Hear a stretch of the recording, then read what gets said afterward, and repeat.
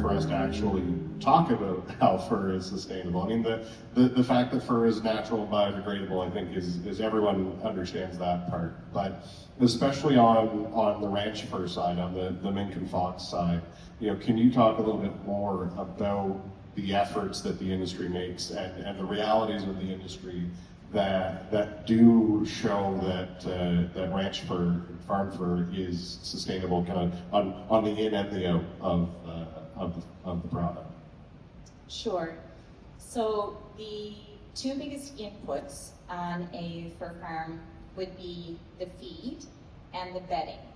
And the feed largely is sourced from food processing facilities. So it would be the byproducts that aren't suitable for human consumption. So maybe your trimmings, other parts of the meat or other food, that the byproducts that don't go for human consumption may also be products that come from slaughterhouses, from farms, such as spent hens.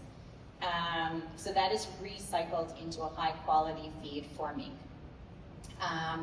So that is products that often would end up in landfills, creating an environmental issue otherwise. The bedding, often it's hay or straw that's actually grown by the farmers, or shavings that are sourced from local sawmills. So those are the two biggest inputs on the farm. Your outputs would be the used bedding and the manure. Both of those products, they're combined and they're composted into a very high quality fertilizer, which goes back onto the fields to grow straw, to fertilize crops. And then of course you have so when you process the mink itself, you have the fur, you can have the fat is removed, and that can be used as a leather protectant. It can be used in cosmetics. And of course you also do have the bodies, and those would be composted, often composted again into a very high quality fertilizer that goes right back into the soil again to enrich the soil.